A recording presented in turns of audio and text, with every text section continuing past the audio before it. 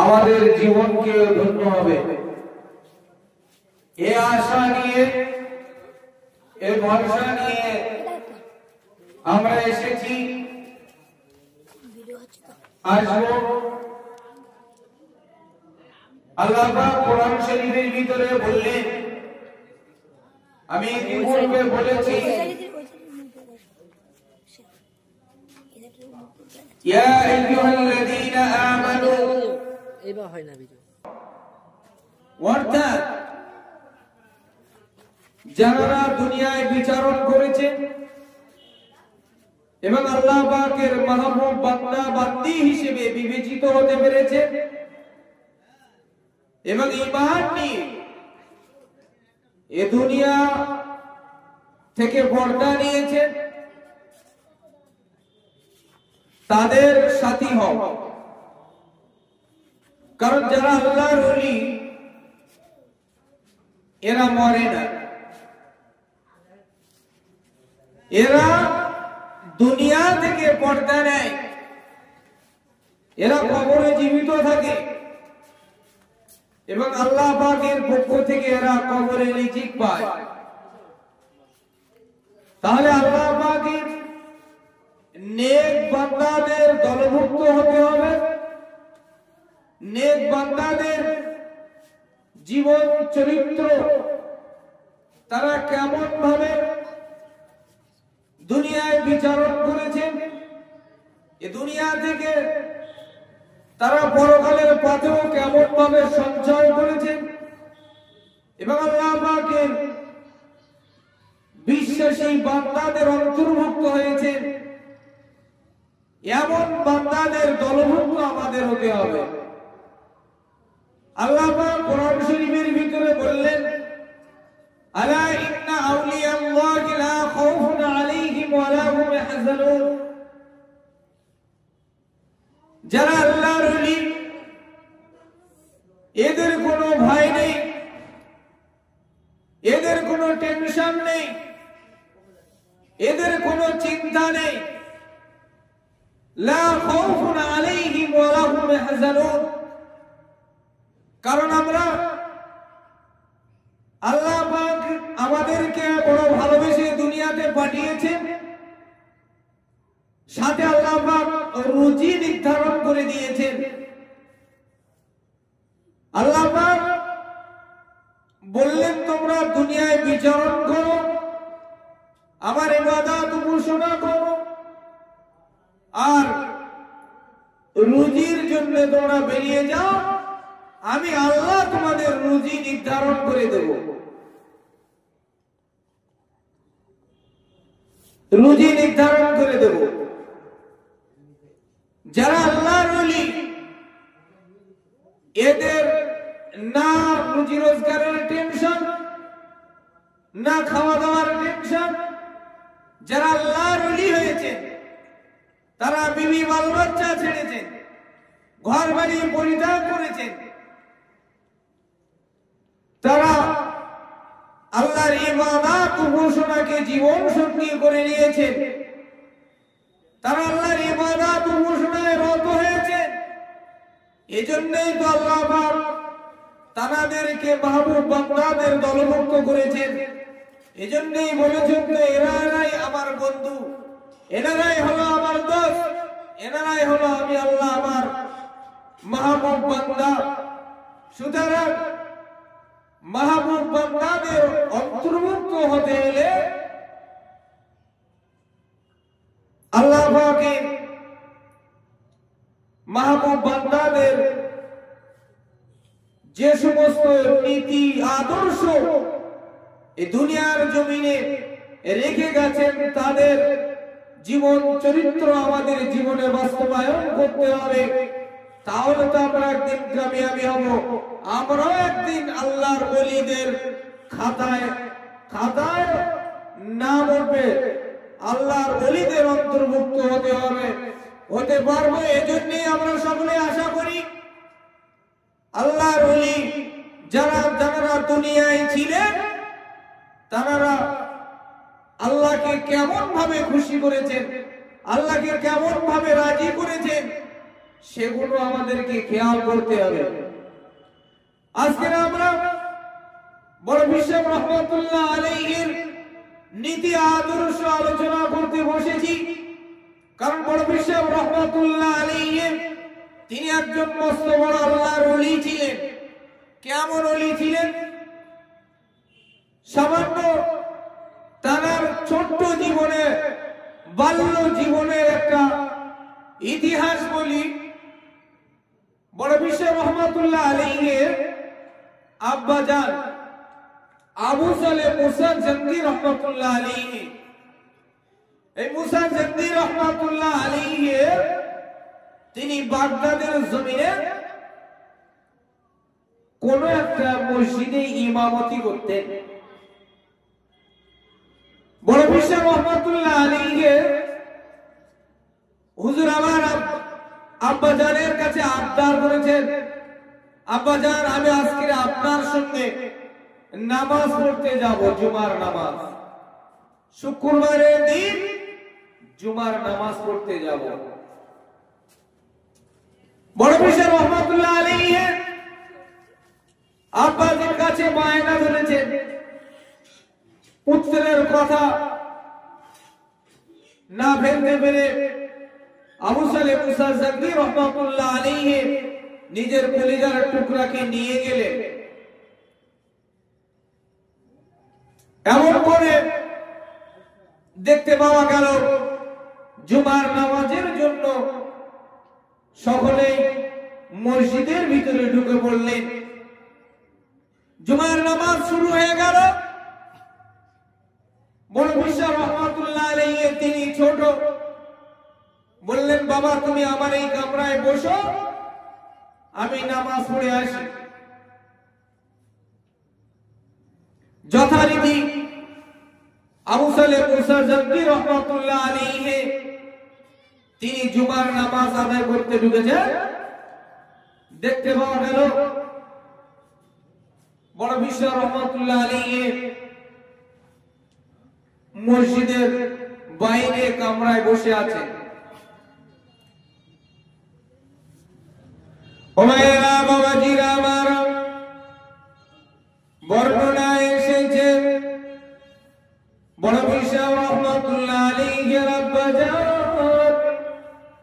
আবু সালেহ মুসা জঙ্গি রহমাতুল্লাহ আলাইহি যখন তিনি জুমার নামাজের জন্য মসজিদের ভিতরে ঢুকে পড়লেন, মসজিদের ভিতরে গিয়ে জুমার নামাজের জন্য তিনি নামাজ পড়ার জন্য তিনি তৈরি হয়ে গেলেন।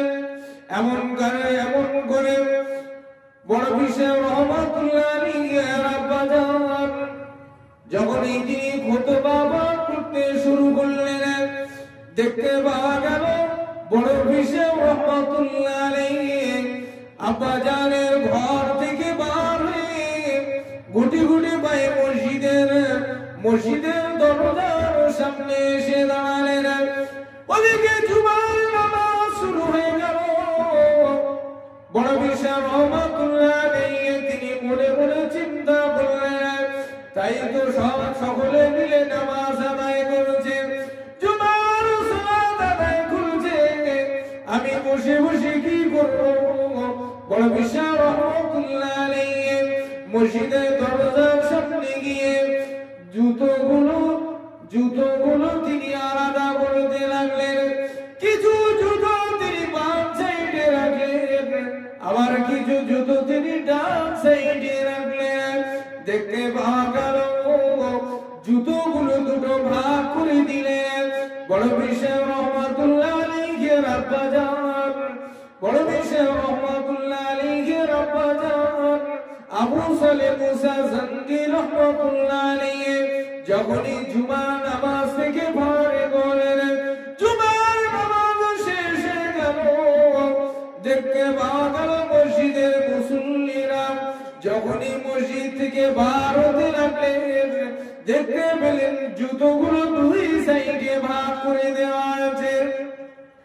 মুসল্লিরা বলতে লাগলেন এমন কাজ কে করেছে, বলা বলি করতে লাগলেন। বড় বিশ্ব রহমাতুল্লাহ আলাইহি জুতোগুলো দুটি ভাগ করেছি। বড় বিশাল রহমাতুল্লাহ আলাইহিকে জিজ্ঞাসা করলেন, বাবা তুমি ছোট মানুষ কেন এই জুতোগুলো দুটো ভাগ করলেন? বড় বিশাল রহমাতুল্লাহ আলাইহির আব্বা জান আবু সালেহ মুসা জঙ্গি রহমাতুল্লাহ আলাইহি তিনি পুত্রের কাছে জিজ্ঞাসা করলেন, বাবা কেন তুমি জুতোগুলো দুটো ভাগ করেছো?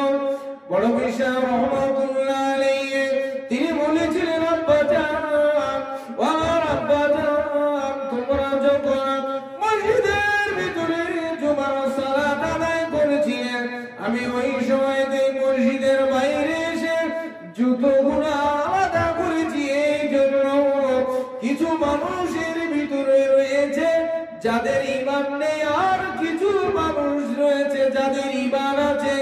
যাদের ঈমান নেই তাদের জুতোগুলো আমি বাঁ সাইডে করেছি, আর যাদের ঈমান আছে তাদের জুতোগুলোকে আমি ডান সাইডে করেছি। যারা ঈমানদার তাদের জুতোগুলোকে আমি ডান সাইডে করেছি, আর যারা ঈমানদার নয় তাদের জুতোগুলোকে আমি বড় বিশাল রহমাতুল্লাহ আলাইহি বাম সাইডে করে দিয়েছি। আবু সালেহ মুসা জঙ্গি রহমাতুল্লাহ আলাইহি তিনি বললেন, বাবা তুমি কি করে বুঝলে এইগুলো ঈমানদার এইগুলো বেঈমান তুমি বুঝলে কি করে? আবু সালেহ মুসা জঙ্গি রহমাতুল্লাহ আলাইহি পুত্রকে পাশে নিয়ে বলতে লাগলেন, বাবা তুমি জানলে কি করে এরা ঈমানদার আর এরা বেঈমান তুমি জানতে পারলে কিভাবে? আবু সালেহ মুসা জঙ্গি রহমাতুল্লাহ আলাইহি বললেন, এরা ঈমানদার আর এরা ঈমানদার নয় এই কথাটা তুমি জানলে কি করে? এরা ঈমানদার আর ঈমানদার নয় এই কথাটা জানলে কি করে? পিরানে বীর ওয়াসিল আযম বড় বিশাল রহমাতুল্লাহ আলাইহি বলেছিলেন, আব্বা জান আমি এইভাবে জানতে পেরেছি বুঝতে পেরেছি যারা যারা নামাজের জন্য এসেছেন তড়িঘড়ি করে যারা নামাজের জন্য এসেছেন আমার কাছে একজন আসলো আল্লাহ পাকের ফেরেশতা তারা এসে জানিয়ে দিয়ে গেল যারা নামাজের জন্য পরে এসেছে এরা হলো ঈমানদার নয়, আর যারা নামাজের জন্য প্রথমে এসেছে এরা হলো ঈমানদার। আমি সেইগুলোকে আমি ভাগ করে দিয়েছি। একবার জোরে জোরে বলুন সুবহানাল্লাহ। বড় বিশাল রহমাতুল্লাহ আলাইহি আল্লাহ পাক ছোট্ট অবস্থায় তিনি আল্লাহর ওলি হিসেবে বিবেচিত করেছিলেন। আরো একবার জোরে জোরে বলুন সুবহানাল্লাহ। ছোট্টবেলায় বড় বিশাল রহমাতুল্লাহ আলাইহি আব্বা জান কেমন মানুষ ছিলেন বলে, যদি গাছ পোতা হয় নারকেল গাছ তাহলে ওই গাছটা যখন বড় হয়ে ফল দেবে তখন নারকেলই দেবে। আম গাছ যদি পোতা হয় আম গাছ ফুটে বড় হয়ে আমই দেবে, অন্য ফল দেবে না। ঠিক তেমনই বড় বিশাল রহমাতুল্লাহ আলাইহির আব্বা জান আবু সালেহ মুসা জঙ্গি রহমাতুল্লাহ আলাইহি তিনিও আল্লাহর ওলি ছিলেন। এই জন্য তিনি যে গাছ পুঁতেছেন সেই গাছের সেই ফলতেই মাত্র আদার্স অন্য ফল হবে না। বাপ কা বেটা সিপাহী কা ঘোড়া কোথায় গেলে যেমন বাপ তেমন বেটা। বাপ যেমন আল্লাহর ওলি ছিলেন বেটাও ঠিক তেমনই আল্লাহর ওলি। ওই বাপ মার ঔরস জাত সন্তান তিনিও আল্লাহর ওলি। কারণ অনেক ইতিহাস আছে। এই আবু সালেহ মুসা জঙ্গি রহমাতুল্লাহ আলাইহি স্ত্রী উম্মুল খায়র ফাতেমা এই উম্মুল খায়র ফাতেমার পেটে সন্তান বড় বিশ্বের রহমাতুল্লাহ আলাইহি। মা যদি ভালো হয় বাপ বেটা তেমন ভালো হবে, এটা স্বাভাবিক। আবু সালেহ মুসা জঙ্গি রহমাতুল্লাহ আলাইহির স্ত্রী বর্ণনায় এসেছে তিনি কোনদিনের তরে পরপুরুষের মুখ দেখেননি, তিনি কোনদিন নামাজ পরিত্যাগ করেননি, তিনি সর্বসময় কোরআন তেলাওয়াত করতেন, তিনি অধিকাংশ সময় কোরআন তেলাওয়াত করতেন। বর্ণনায় এসেছে যখন এই বড় বিশ্ব রহমাতুল্লাহ আলাইহি উম্মুল খায়র ফাতেমার গর্ভে ছিলেন তখন তিনি অধিকাংশ সময় কোরআন তেলাওয়াত করতেন। এজন্যই তো বর্ণনায় এসেছে ওয়া বাবাজিরা আমার আল্লাহ পাকের বান্দা বান্দি ও নবী পাকের উম্মত উম্মতি যখনই বড় বিশ্ব রহমাতুল্লাহ আলাইহি উম্মুল খায়র ফাতেমার গর্ভে ছিলেন তখনই উম্মুল খায়র ফাতেমা অধিকাংশ সময় তিনি আল্লাহ পাকের কোরআন তেলাওয়াত করতেন, সর্বসময় তিনি কোরআন তেলাওয়াত করতেন। এই জন্য বড় বিশ্ব রহমাতুল্লাহ আলাইহি মায়ের গর্ভে বসে বসে পবিত্র কোরআন মাজিদ কালামুল্লাহ শরীফ মায়ের গর্ভে শুনে শুনে তিনি 18 পারা কোরআন শরীফের হিফজ করেছিলেন। একবার জোরে জোরে বলুন সুবহানাল্লাহ।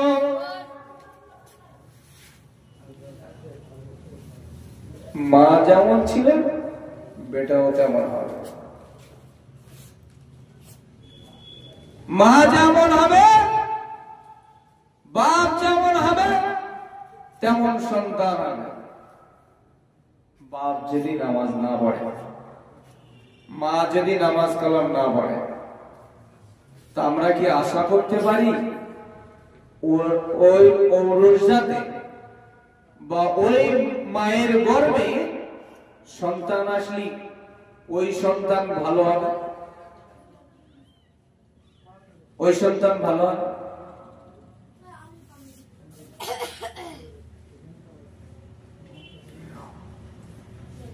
একজন মস্ত বড় আল্লাহর ওলি, মস্ত বড় আল্লাহর ওলি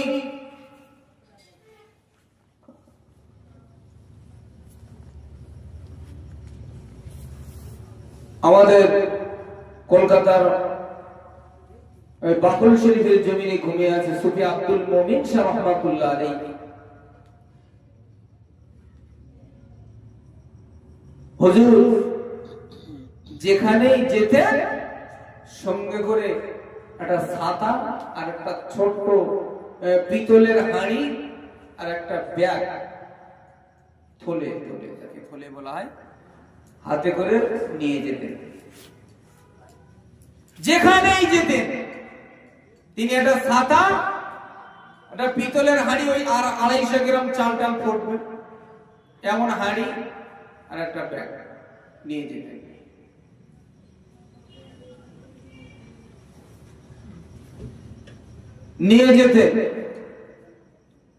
তো হুজুর কারুর বাড়ি খেতেন না, কোথাও তিনি খেতেন না। যখনই খাবার দরকার হতো তখনই ওই হাঁড়িতে দুটো চাল দিয়ে ফোটাতেন আর খেতেন। হুজুর কোন এক তারিখে একটা সফরে গেছেন, সফরে যাওয়ার সময় তিনি ওই হাঁড়ি ওই ছাতা আর ওই ব্যাগ নিয়ে চললেন। এমন সময় একটা কাফেলা বেশ 25-30 জন হুজুরের ভক্ত মুরিদ তারা হুজুরের কাছে এসেছে, দেখা করবে, কথা বলবে। হুজুর এমন সময় ওই হাঁড়িতে করে চাল ফুটাচ্ছেন, চাল। তো ঠিক খাবার সময় এসেছে, তো হুজুর কি একা খাবেন? বলছে বাবা এসেছো ভালো হয়েছে, বসো, আমি এই চাল ফোটাচ্ছি, সকলে আমরা মিলে একসাথে খাওয়া দাওয়া করব। হুজুরের ভক্ত মুরিদ তারা বললো, আশ্চর্য হয়ে গেল, হুজুর এই 250 গ্রাম চাল ফুটোচ্ছে, 250 গ্রাম চাল কাঁদ দেবে, আমাদের কি কুলবে, একজনে তো ভুলিয়ে দেবে। হুজুর বলছে বসো। হুজুরের মুখের উপরে আবার কথা বললে বিয়াদবি হয়ে যাবে, তা সব মানে ডলা মশা করতে, কানা বসে করতে, যদি মনে হচ্ছে কুলবে না এরকম একটা ভাব। বলছে বসো, কিছু বলছে না। হুজুরের সাথে বললি তো আবার বিয়াদবি হয়ে যাবে, হুজুর রাস করে নেবে একদম সব চোখ। তা হুজুর যখন বলছে তা বসো, সব বসো। ফোটানো হয়ে গেল।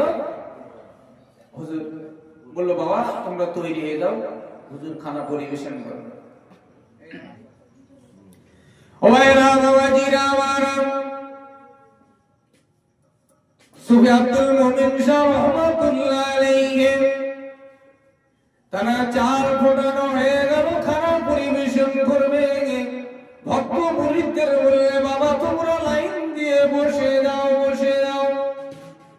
ভক্ত মুরিদরা লাইন দিয়ে বসতে শুরু করলেন। হুজুর এমন করে খানা পরিবেশন করা শুরু করলেন। হাড়ির সরাটা একটু গাড়ি ফাঁকা করে ওখান থেকে চামচি দিয়ে অল্প অল্প করে খানা বার করতে শুরু করলেন। এমন করে দেখতে পাওয়া গেল, ওই অল্প অল্প করে খানা বার করে ওই কাফেলার যত মানুষ এসেছিল সমস্ত মানুষদের পেট ভরিয়ে খাইয়ে দিয়ে যতটুকুই রান্না করেছিল ততটুকুই ভাত আবার ওই হাড়ির ভিতরে রয়ে গেল। একবার জোরে সরে বলুন সুবহানাল্লাহ। 250 গ্রাম চালের ভাত ওই কাফেলার যত মানুষ এসেছে সমস্ত মানুষেরা খেয়েছে। খাওয়া দাওয়ার পরে দেখা গেল যতটাই চাল ফুটিয়েছিল ততটাই চাল আবার রয়েছে। ঈশ্বর আল্লাহ পাকের ওলিদের কারামতি। আমাদের ঘরের মা বোনেরা যদি 5 কিলো চাল রান্না করে, আর যদি 10 জন আসে কি 20 জন আসে, খেতে দেন, আবার চলতে পারছি না, হাঁটতে পারছি না, আমাদের ক্ষুধা লেগেছে হুজুর, আমাদের কিছু খেতে দেন। যখনই বারবার বলতে শুরু করলো, হুজুর রেগে মেগে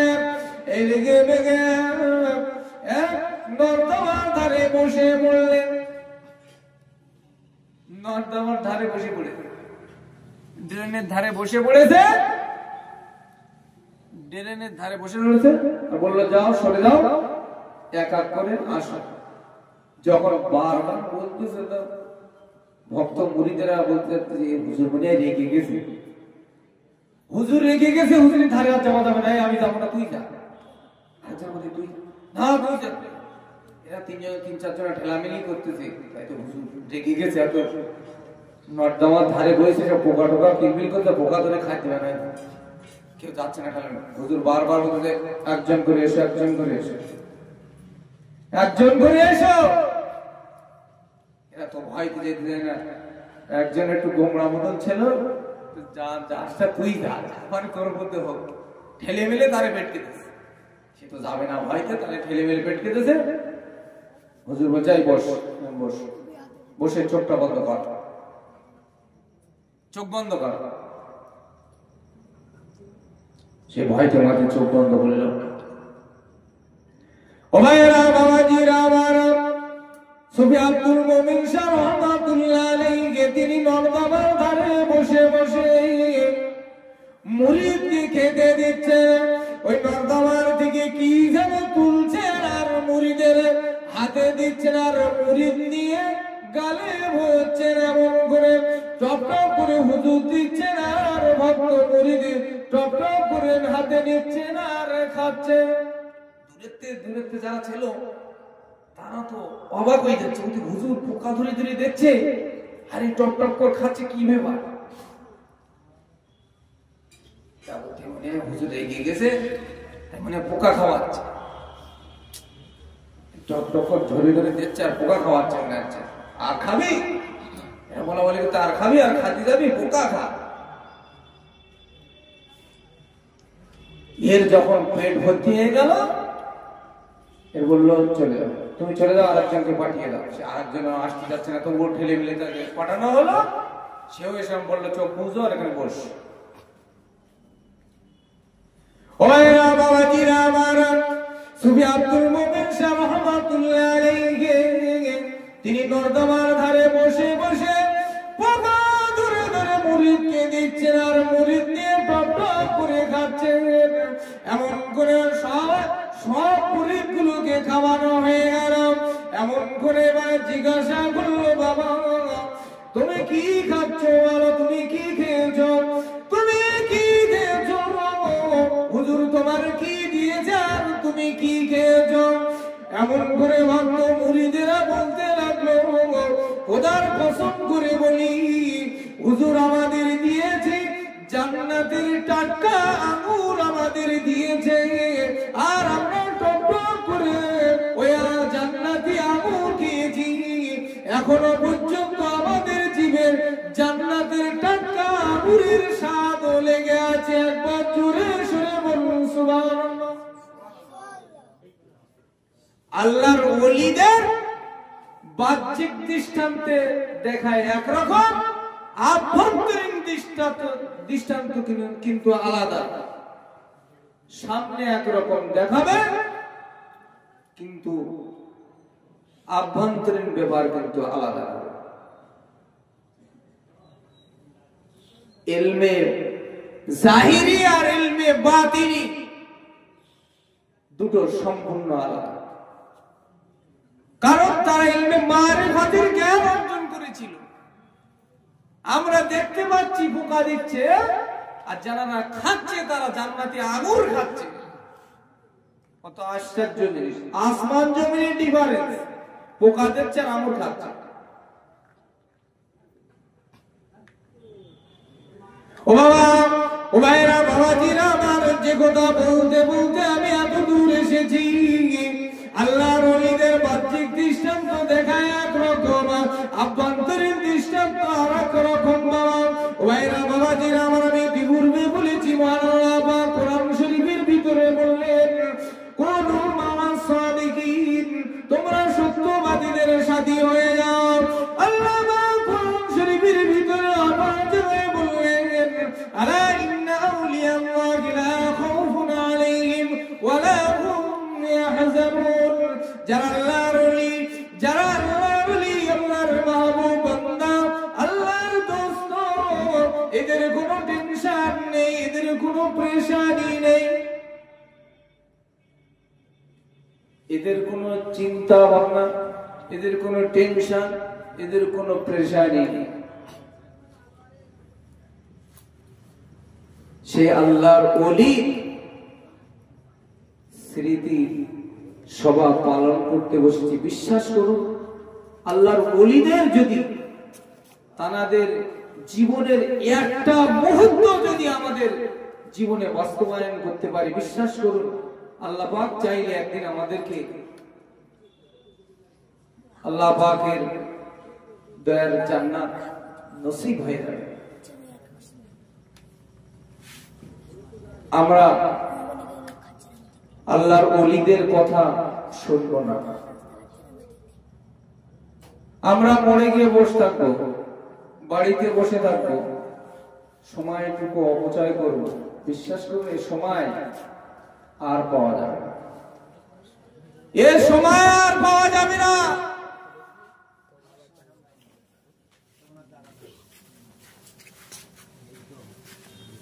এটা দৃষ্টান্ত। যদি আপনি ওই মালঞ্চ যদি একটা মানে বরফের চাই রেখে দিয়ে আসে, আর ঘন্টাখানি পরে গিয়ে যদি আপনার ওই বরফটা আবার নিয়ে আসতে চান, বরফ কি পাওয়া যাবে? বিনিময় পানি পানি পাবেন, পানি। ঠিক তেমনই আমাদের জীবন থেকে এই যে মূল্যবান সময় চলে যাচ্ছে, এই সময়টুকু আর পাওয়া যাবে না। এখনো সময় আছে, কাজে লাগা। এখনো সময় আছে, কাজে লাগা। ও ভাইরা বাবাজিরা আমার, আল্লাহর ওলি বাইজিদ মুস্তাফি রহমাতুল্লাহ আলাইহি, বাইজিদ মুস্তাফি রহমাতুল্লাহ আলাইহি তিনি একজন মস্ত বড় আল্লাহর ওলি ছিলেন, আল্লাহর মাহবুব বান্দা ছিলেন, আল্লাহর প্যারা বান্দা ছিলেন। বাইজিদ মুস্তাফি রহমাতুল্লাহ আলাইহি তিনি একজন আল্লাহর মাহবুব বান্দা ছিলেন। বাইজিদ মুস্তাফি রহমাতুল্লাহ আলাইহি তিনি আল্লাহর মাহবুব বান্দা ছিলেন। শুধু তিনি পিতামাতার খেদমত করেছিলেন, পিতামাতার খেদমত করেছিলেন। বিশ্বাস করুন, তিনজন ব্যক্তির দোয়া আল্লাহ পাক বিফলে দেন না, বিফলে দেন না। আল্লাহ পাকের দরবারে যখনই দোয়া করেন আল্লাহ পাক সঙ্গে সঙ্গে মঞ্জুর করেন। এই তিনজন ব্যক্তির ভিতরে মা জননীও একটা, মুসাফির একজন, 3 নাম্বার হলো অত্যাচারিত ব্যক্তি, মজলুম ব্যক্তি। এই তিনজন ব্যক্তির দোয়া আল্লাহ পাক কবুল করেন। এদের দোয়া মিস হয় না, মিস বলে সে কথায় বলে বন্দুকের গুলি মিস হতে পারে, কিন্তু এই তিনজন ব্যক্তির দোয়া মিস হয় না। এই বাইজিদ বুস্তামি রহমাতুল্লাহ আলাইহি তিনি একদিন তার মা ঘুমিয়ে গেছে। গভীর রাত্রে ঠান্ডার সময় মা জননী ঘুমিয়ে পড়েছেন। ঘুমের থেকে জেগে উঠি মানে পিপাসা লেগেছে, পানি পান করবে, পানি খাবে। তা বাইজিদকে বললো, বাইজিদ তুমি আমার জন্য একটু পানি নিয়ে আসো। পানি আনতে গিয়ে দেখে ডাবসের কলসি, কোনো পাত্রে পানি নেই। বাইজিদ বুস্তামি রহমাতুল্লাহ আলাইহি অন্যত্র পানি আনতে গেলেন, পানি নিয়ে আসলেন, এসে দেখলেন আম্মাজান ঘুমিয়ে পড়েছেন, আম্মাজান ঘুমিয়ে পড়েছেন। তো বাইজিদ বুস্তামি রহমাতুল্লাহ আলাইহি তিনি ছোট্ট মানুষ, চিন্তা করলেন আম্মাজান ঘুমিয়ে পড়েছেন, যদি আমি এই ঘুমের ভিতরে তাকে ডাকি, ডেকে যদি জাগাই তিনি হয়তো কষ্ট পাবে। তিনি আর ডাকলেন না, তিনি ওই পানির গ্লাস নিয়ে দাঁড়িয়ে রইলেন। ও ভাইরা বাবাজিরা আমার, বাইজিদ বুস্তামি রহমাতুল্লাহ আলাইহি পানির গ্লাস নিয়ে দাঁড়িয়ে রইলেন। আমার করে দেখতে পাওয়া গেল তিনি পানির গ্লাস নিয়ে দাঁড়িয়ে রইলেন। রাত অতিবাহিত হয়ে গেল। এমন করে যখনই আম্মা জানের ঘুম ভেঙে গেল, আম্মা জান বলতে লাগলেন, বাবা বাইজিদ, ও বাবা বাইজিদ, তুমি এখনো পানির গ্লাস নিয়ে দাঁড়িয়ে রয়েছ। বাইজিদ বুস্তামি রহমাতুল্লাহ আলাইহি বলেছিলেন, আম্মা জান, ও আমার আম্মা জান, তুমি আমার কাছে পানি পান করার জন্য পানি চাইলেন, এই জন্য আমি দূর থেকে পানি এনেছি। আম্মা জান, আমি পানি আনতে গিয়ে আবার আপনি ঘুমিয়ে পড়েছেন, এই জন্য আমি পানির গ্লাস নিয়ে গোটা রাতটুকু দাঁড়িয়ে রয়েছি।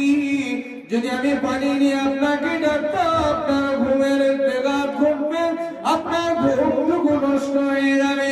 এজন্য আমি বাইজিদ এই গোটা ভেবে গোটা রাত পানির গ্লাস নিয়ে দাঁড়িয়ে রয়েছি। যখনই আমার আম্মা জানেন ঘুম ভেঙে যাবে, তন্দ্রা ভেঙে যাবে, তারপরেও যদি পানি না পাই, আমি বাইজিদ যদি পানি না দিতে পারি, আমার মায়ের সঙ্গে বেহুশতি করা হয়ে যাবে, আমার মাকে